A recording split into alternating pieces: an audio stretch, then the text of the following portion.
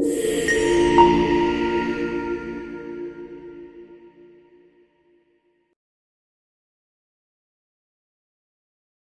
Students, कल UP PCS 2024 का prelims का रिजल्ट आया।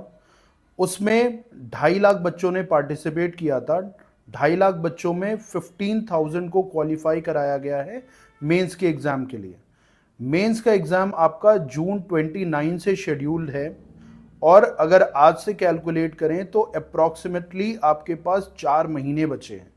4 महीने का समय बहुत होता है और अगर हमारी तैयारी सही डायरेक्शन में हो तो हम इस 4 महीने में मेंस को ना कि पार करेंगे और पार करने के साथ साथ हम इतने अच्छे नंबर लाएंगे ताकि हमारा एसडीएम डिप्टी एसपी में सिलेक्शन कंफर्म हो जाए।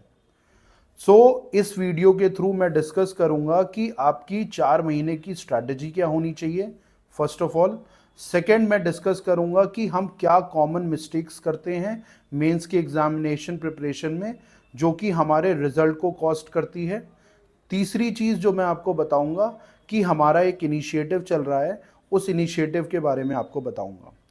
तो before starting this video formally I will introduce my self. My name is Mayank Singh. मैंने यूपीएससी के 3 इंटरव्यूज़ दिए हैं सिविल सर्विसेज के। उसके उसके साथ साथ मैंने इस साल मुझे फॉरेस्ट का इंटरव्यू भी देने को मिल रहा है and I will be appearing in that.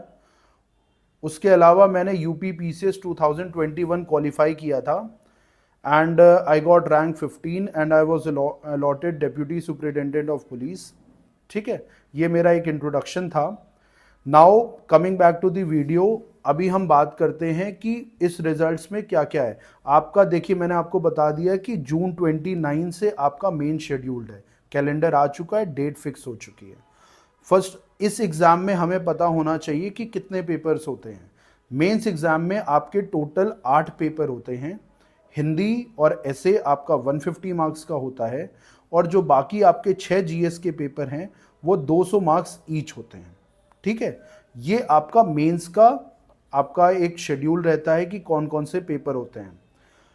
उसके साथ साथ मैंने आपको बताया कि इस बार 15,066 बच्चे क्वालिफाई हुए हैं मेंस के लिए, जो कि अभी विगत वर्षों में सबसे ज़्यादा है। और इसी के साथ साथ आपको ये भी रियलाइज़ होना पड़ेगा कि आपका जो कंपटीशन है बहुत ज़्यादा होने वाला है, क्योंकि इस साल देखिए क्या होता था कि पीसीएस का प्रीलिम्स थोड़ा सा डिफरेंट होता है यूपीएससी से।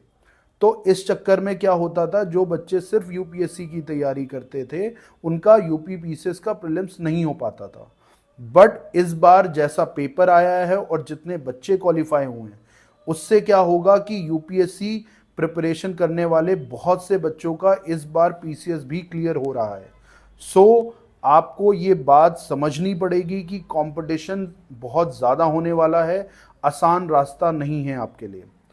देखिए, अगर ये नेगेटिव बात है तो आपके लिए कुछ अच्छी बात ये है कि 950 सीट्स हैं। देखिए, अगर आप 3-4 साल की सीट्स उठाकर देखेंगे तो आपको देखेगा 200, 300, 400 सीट्स आती हैं। तो अगर आपके पास 950 सीट्स इस बार हैं तो इससे अच्छी अपॉर्चुनिटी आपके लिए नहीं हो सकती है। आपका अगर प्रीलिम्स हुआ है तो जी जान लगा दीजिए, because this is the year जहां पर आपका सिलेक्शन होना चाहिए और होगा। ठीक है, इसके लिए हम क्या है, आपकी तक्षशिला कम्युनिटी में जितने भी मेंबर्स हैं, सिलेक्टेड नॉन सिलेक्टेड, वो सब आपकी हेल्प के लिए हैं, आपकी गाइडेंस के लिए हैं।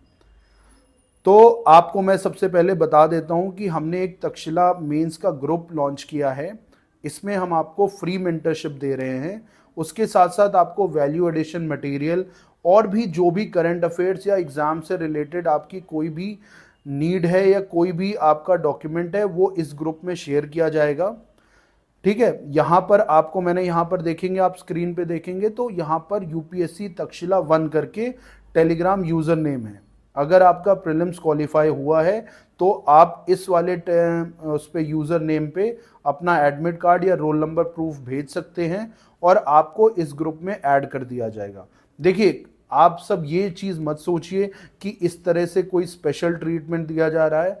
इट इज़ जस्ट दैट कि जो बच्चे प्रीलिम्स क्वालिफाई किए हुए हैं, हम चाहते हैं कि उनको सेग्रीगेट करके, उनको टारगेट करके कस्टमाइज्ड गाइडेंस दी जाए, मेंटरशिप दी जाए। क्योंकि अगर हम सबके लिए कर देते हैं तो बहुत से ऐसी बार देखा गया है कि जनता बहुत ज़्यादा आ जाती है और फिर जो बच्चे जिनको रिक्वायरमेंट है वो कहीं ना कहीं पीछे छूट जाते हैं। तो हमने इस चीज़ के लिए आपका एडमिट कार्ड या रोल नंबर प्रूफ मांगा है। उसके अलावा हमारा कोई कुछ इंटेंशन नहीं है किसी भी चीज़ का। मैंने फिर से यही बात लिखी है, इस वाले स्क्रीन पे आप देख सकते हैं, स्क्रीनशॉट भी ले सकते हैं। यूपीएससी तक्षशिला 1 आप यूज़र नेम पे अपना रोल नंबर वगैरह भेज सकते हैं, आपको ग्रुप में ऐड कर दिया जाएगा। ठीक है, now coming back to strategy हमारी क्या होनी चाहिए। देखिए, सबसे पहले जो है आपको क्या करना है कि हर सब्जेक्ट का सोर्स डिफाइन करना है। देखिए, मैं सोर्स के डिस्कशन पे नहीं जा रहा क्योंकि प्रीलिम्स आप निकाल के आए हो तो आपको इतना नॉलेज है कि आपको कौन सी चीज़ कहाँ से पढ़नी है। देखिए, हर आदमी का सोर्स अलग हो सकता है। कुछ लोग, जैसे अगर मैं एग्जांपल के तौर पे कहूँ कि मॉडर्न हिस्ट्री है, तो मॉडर्न हिस्ट्री में बहुत संख्या स्पेक्ट्रम पढ़ती है। कुछ बच्चे सिर्फ बिपिन चंद्र पढ़ते हैं जो आपकी पुरानी एनसीईआरटीज़ हैं, या कुछ लोगों ने कोचिंग्स करी होती हैं जो उनके क्लास नोट्स होते हैं सिर्फ वो पढ़ते हैं। तो मैं सोर्स के डिस्कशन पे नहीं जा रहा, बस मैं आपसे ये कह रहा हूं कि कोई भी सब्जेक्ट उठाने से पहले सबसे पहले आप उसको, उसके सोर्स को डिफाइन कर लीजिए। एक बार आप सोर्स डिफाइन कर लीजिए, उसमें आप फिर एडिशन सब्ट्रैक्शन मत करिए। क्यों? क्योंकि देखिए, होता क्या है कि आपका जो 4 महीने का समय बहुत लिमिटेड है। तो अगर आप बार बार सोर्सेस स्विच नहीं कर सकते, नए नए सोर्सेस बार बार नहीं पढ़ सकते, तो जो आपने एक बार तय कर लिया आप उसी के थ्रू अपने उस सब्जेक्ट को प्रिपेयर करेंगे। ठीक है। सेकेंड स्टेप जो आता है आपका, आता है कि आपको पीवाईक्यूज जो हैं आपको देखने हैं।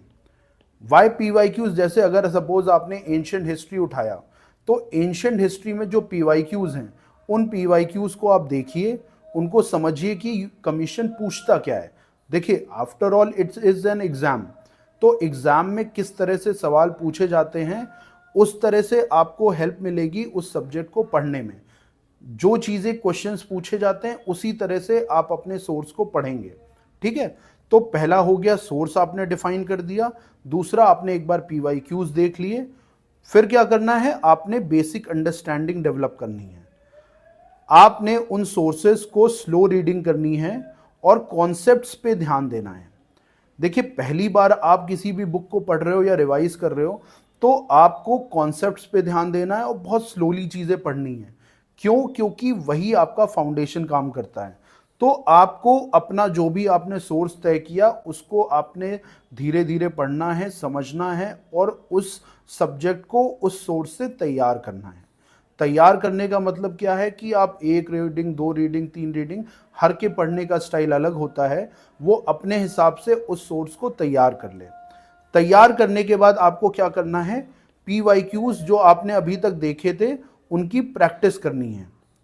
आपने क्या करना है, जो अभी तो सिर्फ आपने पीवाईक्यूज देखे थे कि उसमें क्या क्या पूछा जाता है, अब आपने उस सोर्स को पढ़ लिया है।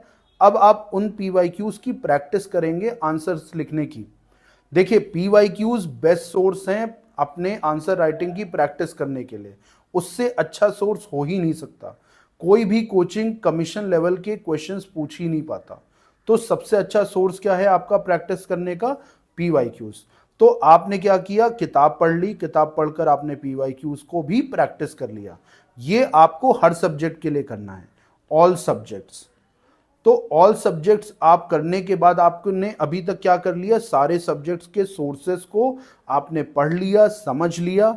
उसके साथ साथ आपने उन टॉपिक्स के पीवाईक्यूज को भी प्रैक्टिस कर लिया। ये करते ही आप, ट्रस्ट मी, आप मेंस क्वालिफाई करने की स्टेज में पहुंच गए हैं। इतना अगर कोई आदमी अच्छे से कर लेता है तो उसका मेंस होने से कोई नहीं रोक सकता, क्योंकि पीवाईक्यूज को लोग हल्के में लेते हैं। अगर आप पीवाईक्यूज अच्छे से प्रैक्टिस करते हैं तो आपको इंट्रोडक्शन लिखना सीख जाते हो, आप कंक्लूजन लिखना सीख जाते हो, आंसर के स्ट्रक्चर को सीख जाते हो, कैसे फ्लो चार्ट बनाते हैं। क्योंकि पीवाईक्यूज में अगर आप बना ले रहे हो तो उसी के सिमिलर आपके क्वेश्चन पूछे जाते हैं आपके मेंस के एग्जाम में। तो आपको यहां पर क्या करना है कि ये चीज होने के बाद आपने हर सब्जेक्ट की तैयारी कर ली अपने सोर्सेज से। अब आ जाते हैं सेकेंड स्टेप पे। ये पहला स्टेप मैंने आपको बताया था हर सब्जेक्ट के लिए। अब आपका सेकेंड स्टेप क्या होता है, अब आता है नोट्स बनाने की स्टेज। देखिए, किताब को बार बार रिवाइज नहीं कर सकते, तो हमें नोट्स बनाने पड़ेंगे। तो नोट्स की स्टेज आती है आफ्टर दिस। तो नोट्स के लिए जैसे सपोज मैंने बात करी स्पेक्ट्रम की, तो स्पेक्ट्रम से आपने मॉडर्न हिस्ट्री तैयार करनी शुरू करी। आपने स्पेक्ट्रम को एक दो बार पढ़ा, अच्छे से समझा, उसके बाद आपने पीवाईक्यूज भी प्रैक्टिस करे और आप फिर दूसरे सब्जेक्ट पे चले गए। अब वापस आपने जब सारे सब्जेक्ट खत्म कर लिए, तब आप वापस से स्पेक्ट्रम पे आते हो। स्पेक्ट्रम की अब की बार आप नोट्स मेकिंग शुरू करते हो। तो अब आप पढ़ना शुरू करोगे तो उसके छोटे छोटे नोट्स भी बनाओगे। तो छोटे छोटे नोट्स मैं अभी बनाने के लिए क्यों कह रहा हूं, क्योंकि अगर आप पहली दूसरी रीडिंग पे नोट्स बनाते, तो सपोज अगर 100 पेजेस की किताब है तो आपके नोट्स बनते 30 से 40 पेजेस के, जो कि बेकार है। अब आपकी एक सब्जेक्ट के नोट्स अगर 30, 40, 80 पहुंचेंगे तो आपके पास कितने सब्जेक्ट है, एंशिएंट है, आपका आर्ट एंड कल्चर है, ये नोट्स बहुत ज़्यादा बल्कि हो जाएंगे। आपके टोटल हो जाएंगे 1,500 से 2,000 पेजेस। अब इतना तो हम पढ़ ही नहीं सकते। तो हमारे लिए क्या है कि आप अगर कोई सब्जेक्ट को बहुत बार पढ़ लेते हो, उसके बाद नोट्स बनाते हो, तो ये 100 पेजेस आपके 10 से 15 पेजेस में आ जाएंगे, क्योंकि आपको बाकी बट ऑब्वियस चीज़ें याद हो जाती हैं। एग्जाम्पल के तौर पे अगर मैं आपसे बात करूं, तो आपने जब तैयारी शुरू करी थी तो आप एक एक फंडामेंटल राइट्स याद करते थे। बट अगर मैं आपसे आज पूछूं आर्टिकल 19 क्या है, 21 क्या है, 24 क्या है, आपको याद है। तो आप जब पॉलिटी के नोट्स बनाते हो तो अब आप आर्टिकल्स नहीं लिख रहे हो, आप उनको बेसिक चीज़ें आपको याद हैं, तो आप उसमें सिर्फ ज़रूरी चीज़ें लिखते हो। जैसे कि आर्टिकल 20 में क्या क्या कंडीशंस दी गई हैं, आर्टिकल 32 में कौन कौन सी रिट्स हैं, कब लगती हैं, बस आप उनके नोट्स बनाते हो। इस तरह से आपके नोट्स छोटे से बनेंगे। ठीक है, एग्जाम्पल के तौर पे मैं आपको अपने नोट्स दिखाता हूँ। ये कुछ नोट्स हैं अलग अलग सब्जेक्ट के। जैसे मैंने टेम्पल आर्किटेक्चर बनाया था। अब टेम्पल आर्किटेक्चर में देखिए नगरा स्कूल ऑफ आर्किटेक्चर है, मैंने 6 पॉइंट्स आपके देखिए लिख दिए और यही 6 पॉइंट्स में यूज़ करूँगा एग्जाम के अंदर। फिर मैंने उसमें शिखर बता दिए क्या होते हैं, फिर ये आपके बाकी एडिशनल पॉइंट्स हो गए। ठीक है, फिर उसके सब स्कूल्स मैंने बता दिए इस तरह से, बीच बीच में डायग्राम भी बना दिए जाके, ताकि मैं इन डायग्राम्स को बार बार रिवाइज करता रहूँ और मैं एग्जाम में यूज़ कर सकूँ। ठीक है, फिर जैसे ये अब आता है, मैंने अभी आपको कल्चर के नोट्स दिखाए सैंपल, आपको मैं दिखाता हूँ सिक्योरिटी के नोट्स। जैसे सिक्योरिटी में आपका एक टॉपिक आता है सोशल मीडिया। अब सोशल मीडिया के मैंने कुछ एग्जाम्पल्स लिखे यहाँ पर। ठीक है, कि अगर कोई क्वेश्चन आता है तो मैं रीसेंट एग्जाम्पल्स नोट डाउन कर सकता हूँ और वहाँ पर क्वेश्चन में यूज़ कर सकता हूँ। उसके साथ साथ मैंने रीजंस लिख दिए आपके, फिर क्या इश्यूज हैं, और मैंने देखिए किस तरह से पिक्टोग्राफिक तरीके से आपको बताया है यहाँ पर। तो इसी तरह से आप अपने नोट्स को बनाइए। जितना आप हैंडी नोट्स बनाएंगे उतना आपके लिए रिवीजन आसान हो जाएगा, और जितना रिवीजन अच्छा होगा उतना आपका टाइम मैनेजमेंट और रिकॉल पावर बढ़ जाती है। तो इसी तरह देखिए मैंने आपके ये रेडिकलाइजेशन के नोट्स हो गए, फिर मैंने देखिए हिस्ट्री के नोट्स भी बनाए। हिस्ट्री में देखिए खिलाफत और नॉन कॉपरेशन के हैं। अब मैंने बैकग्राउंड बता दिया क्या चल रहा था उस टाइम पे। फिर मैंने देखिए खिलाफत इशू क्या है पूरा वो बता दिया विद सम ईयर्स ऑल्सो। फिर आपका देखिए डेवलपमेंट कैसे हुआ ये मैंने बताया, उसको स्टेप बाय स्टेप बताया। और फिर प्रोग्रेस ऑफ प्रोग्राम अगर हमारे पास आता है कुछ चीज़ें लिखने की तो मैंने वैसे लिखी, सब बहुत छोटे में लिखा है। देखिए बहुत ज़्यादा कहीं पे नहीं समझाया मैंने कि आपको एक एक दो दो पैराग्राफ में आपको कुछ समझाया, बहुत शॉर्ट पॉइंट्स में सब नोट्स आपके तैयार हुए हैं। देखिए गवर्नमेंट रिस्पांस क्या था, चौरी चौरा ये हुआ। ठीक है, फिर इवैल्यूएशन भी मैंने पॉइंट्स में बताया आपको यहाँ पर। ठीक है, और ये देखिए कोट्स भी लिख रखे, सुभाष चंद्र बोस जी ने क्या कहा, nothing sort of national calamity. इस तरह की चीज़ें आप लिखिए, जितना आप लिख के नोट्स बनाएंगे उतना आपके लिए आसान हो जाएगा। ठीक है, अब वापस आते हैं कि अब आपका नोट्स मेकिंग स्टेज चल रहा है। तो नोट्स बनने के बाद आप क्या करोगे, उन्हीं नोट्स को रिवाइज करोगे और अब क्या करोगे, आप सेक्शनल टेस्ट दोगे। देखिए अभी तक हम क्या कर रहे थे कि कोई एक टॉपिक पढ़ा और उसके मैं पीवाईक्यू सॉल्व कर दे रहा था। अब क्या करेंगे, हम पूरा पूरा सब्जेक्ट उठाएंगे। अब मान लीजिए जैसे मैंने ancient, art and culture, medieval, modern को मिलाकर हिस्ट्री का एक सेक्शनल टेस्ट हुआ। अब उस सेक्शनल टेस्ट को हम सॉल्व करेंगे। सेक्शनल टेस्ट आपको बाजार में मिल जाएगा, बहुत कोचिंग्स देती हैं, तो उनको आपको कोचिंग खरीदनी ज़रूरी नहीं है। आप उन्हीं टेस्ट पेपर को उठा सकते हो, घर पे बैठ के प्रैक्टिस कर सकते हो। अगर आपने टेस्ट सीरीज ले रखी है तो वेल एंड गुड, आप उन टेस्ट को उस तरह से सॉल्व कर सकते हो। तो नोट्स बनाने के बाद आप सेक्शनल टेस्ट लगाओगे। वाई? बिकॉज सेक्शनल टेस्ट के लिए आपको रिविजन करना है बहुत ज़्यादा, और रिविजन करने के बाद फिर सेक्शनल टेस्ट लगेंगे। सेक्शनल टेस्ट लग गए, नोट्स बन गए, ठीक है। अब हमारी आती है फाइनल स्टेज। फाइनल स्टेज क्या होता है? आपने अब हिस्ट्री के नोट्स आपके बन गए, ज्योग्राफी के, पॉलिटी के, करंट अफेयर्स मिक्स करके हर के नोट्स बन गए। आपने सेक्शनल टेस्ट में प्रैक्टिस करनी भी शुरू कर दी। अब आता है रिवीजन, जो भी नोट्स आपने बनाए, और अब आता है फुल लेंथ टेस्ट की बारी। देखिए, रिवीजन आपने अभी क्या कर रखा था, छोटे छोटे रिवीजन कर रहे थे आप। आपने एक हिस्ट्री उठाई, उसको रिवाइज किया, पेपर दिया। ज्योग्राफी उठाई, उसको रिवाइज किया, पेपर दिया। अब क्या करते हैं, हम अपना लोड बढ़ा रहे हैं। अब हम कह रहे हैं कि हम GS1 एक साथ देंगे। अब GS1 में क्या क्या आता है आपका? आपका आता है हिस्ट्री आ गया, ठीक है, सोसाइटी आ गया, ज्योग्राफी आ गया, ठीक है। तो इतना सब कुछ होने के बाद आपको एक पेपर देना है। तो अब आपके पास रिवीजन करने के लिए ज़्यादा मटेरियल है। तो हम अपने ब्रेन को उस तरह से तैयार कर रहे हैं। और ये आपकी स्टेज जो है 5 जून से पहले कंप्लीट हो जानी चाहिए। यानी कि 5 जून जब आपका स्टार्ट हो, यानी 20 दिन 22 दिन एग्जाम के लिए बचे हों, तो आप फुल लेंथ टेस्ट लिखने की हालत में हर हाल में होने चाहिए। ऐसा नहीं होना चाहिए कि आपके बहुत से सब्जेक्ट बच गए या कुछ हो गया, ये नहीं है। Final stage, full length test लिखने की स्टेज 5 जून से शुरू हो जानी चाहिए हर हाल में। उससे पहले हो जाए तो बहुत अच्छी बात है, नहीं तो 5 June is the time limit, ठीक है। मैंने अलग अलग सब्जेक्ट के अलग अलग दिन नहीं बताए, क्योंकि इतना आप लोग सब समझदार हो कि आपको अपने स्टडी शेड्यूल को कैसे प्रायोरिटाइज करना है। देखिए, बहुत बच्चों की पॉलिटी अच्छी है तो वो पॉलिटी में कम टाइम लें, किसी और सब्जेक्ट में ज़्यादा लें, बट आपको पढ़ना सब कुछ है। एक चीज़ मैं ऐड करता हूँ, आपको अपना जो भी टाइम शेड्यूल है 3 महीने का, 1 महीना तो मैंने रिवीजन के लिए छोड़ दिया एक तरह से, 20-25 दिन, 3 महीने का टाइम जो है आप ऐसे यूटिलाइज करिए कि GS1 से लेके 6 तक की अच्छी तैयारी हो जाए। और हिंदी और ऐसे की तैयारी कंटिन्यूअसली चलनी चाहिए। देखिए, हिंदी और ऐसे दोनों एक ऐसे ऐसे सब्जेक्ट हैं कि आप बैठकर 3 दिन में तैयार नहीं कर सकते।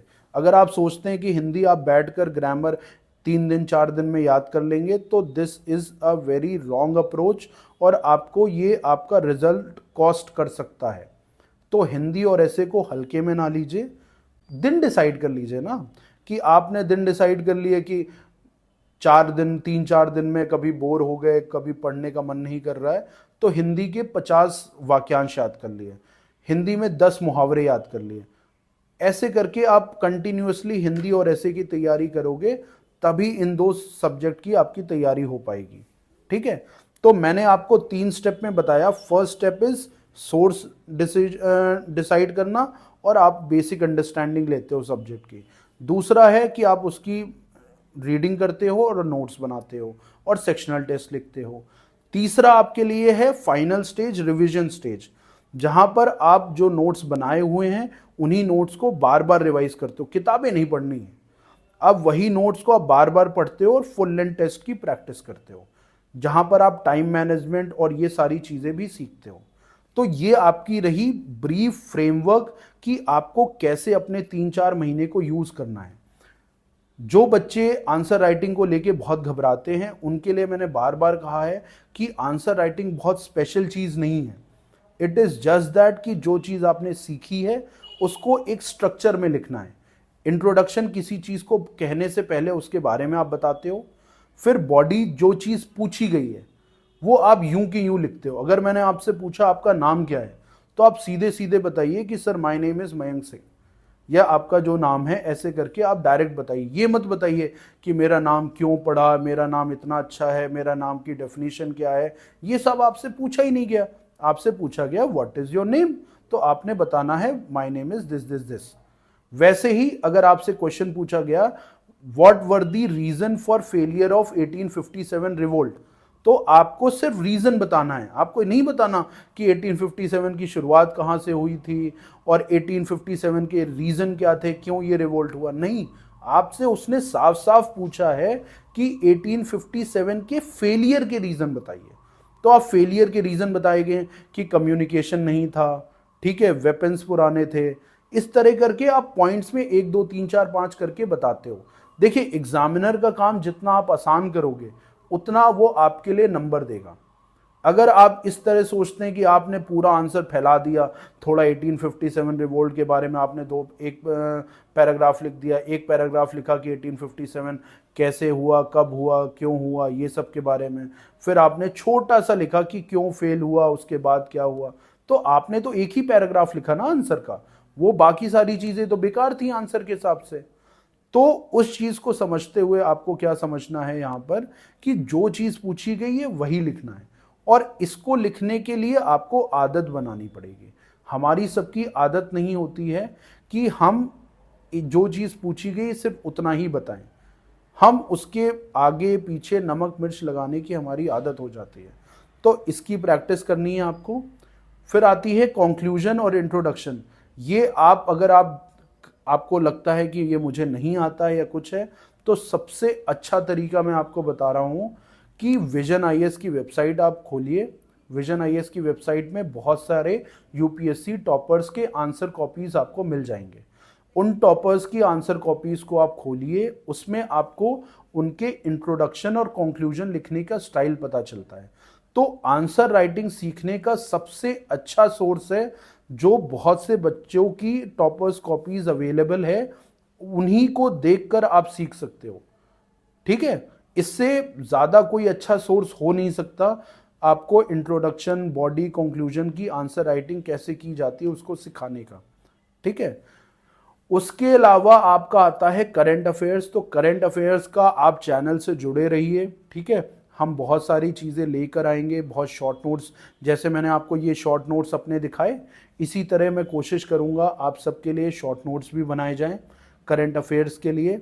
और भी कोई चीज़ हम आपको चाहिए, आपको लगती है कि सर ये अगर प्रोवाइड हो जाए तो हमारी बहुत हेल्प हो जाएगी, तो please feel free to comment, ताकि वो सारी चीज़ें हमें पता चल सके। एंड और जो भी बच्चे प्रीलिम्स क्वालिफाई किया है उन्होंने, तो आप सबके लिए ये है कि यूपीएससी तक्षशिला 1 जो चैनल है, ये आपका यूज़र नेम है, इस पर आप अपना रोल नंबर प्रूफ भेज दीजिए, हम आपको फ्री मेंटरशिप ग्रुप में ऐड कर देंगे।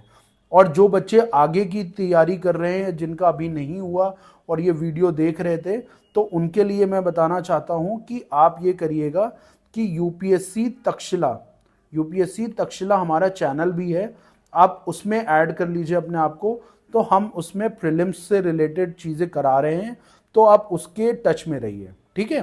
And I will and this video on a note कि आप सबके पास इतना 4 महीने का समय है, इसको पूरी तरह से यूटिलाइज करिए। देखिए आपका ड्रीम रह जाएगा अगर आपने थोड़ी लापरवाही कर दी। 950 सीट्स हैं, बार बार नहीं आती हैं, इससे अच्छा चांस आपको नहीं मिल सकता। जितनी एनर्जी है सारी एनर्जी लगा दो। अगर कहते नहीं है कि आपके 30-35 साल सिर्फ ये 4 महीने की मेहनत आपके सुधार देगी, तो आप सब पूरी एनर्जी के साथ लग जाओ। कहते नहीं हम कुर्सी की पेटी बांध लो, कुर्सी की पेटी बांध कर पूरी तैयारी शुरू कर दो, हम आपके साथ हैं। आपको कुछ भी डाउट होता है किसी भी तरह की, तो आप हमसे बात करिए, हमारे मेंटर्स हैं, उनसे आप हेल्प लीजिए। We are all there to help you all out in this journey, ठीक है। And all the best students, we'll come with a new video very soon. और कॉन्ग्रेचुलेशंस जिन बच्चों का प्रीलिम्स हुआ है।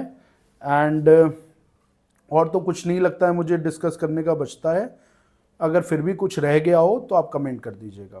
Thank you students.